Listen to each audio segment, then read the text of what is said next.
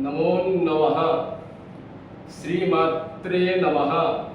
ओम खं ब्रह्म। अद्य वयं लघुकथाकाव्यस्य चतुर्थकथायाः विषये आलोचयामः। एतस्याः चतुर्थकथायाः शीर्षकस्य नाम इत्थं भवति यथा मलिनं मनः परिष्कुरु। कबीरस्य पत्न्याः नाम लोई आसीत्। तस्याः गृहस्य निकटे एकः धनिकः निवसति स्म। एकदा धनिकः कबीरं प्रत्यागत्य अवोचत्, भोः कबीर, अहं गंगास्नानार्थं गच्छामि, त्वं मया सह आगच्छसि किम्? कबीरः अवदत्, भोः धनिक, मम समयः नास्ति, अतः वस्त्रवयनावसरे रामनाम जपामि। लोई उक्तवती, भोः नाथ, आवामेकं कार्यं कुर्वः।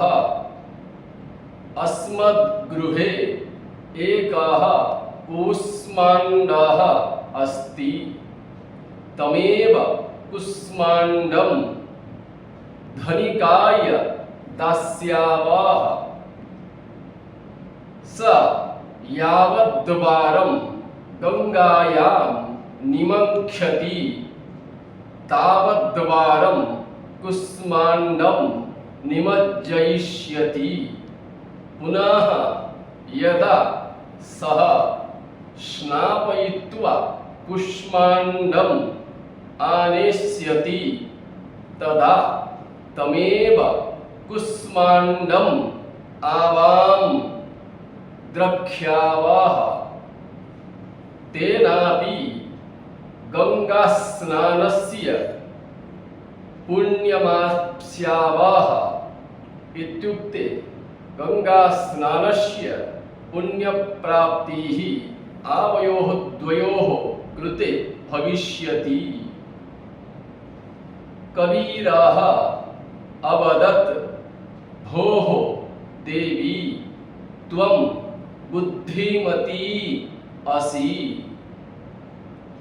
अस्मादेतादृशं वचनं वदसि। ततः परं कूष्माण्डं धनिकाय द्वौ दत्तवन्तौ। धनिकोऽपि गंगास्नानात् प्रत्यावर्त्य कूष्माण्डं ताभ्यां द्वाभ्यां प्रदत्तवान्। कबीरस्य पत्नी अतीव यत्नेन कूष्माण्डं कर्तयित्वा व्यञ्जनं पक्तवती, किन्तु रोटिकया साकं यदा व्यञ्जनं भुक्तवन्तौ आस्तां तदा ज्ञातवन्तौ कूष्माण्डः कठिनोऽस्ति।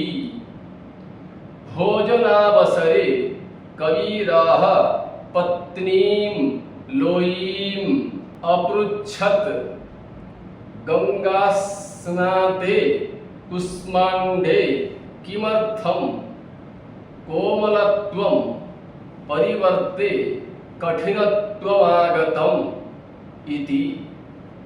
पत्नी अवोचत्, स्वामीन्, एतस्य कूष्माण्डस्य बहिर्भागस्नानं कारितम्, तदन्तभागस्नानं नैव कारितम् खलु तस्मात् कठिनं जायते एतस्मादुच्यते अंतबहिश्च परिशोध्य मलिनं मनः परिस्कुर्यात् शिक्षा अंतःकरणं परिस्कुर्यात् इति।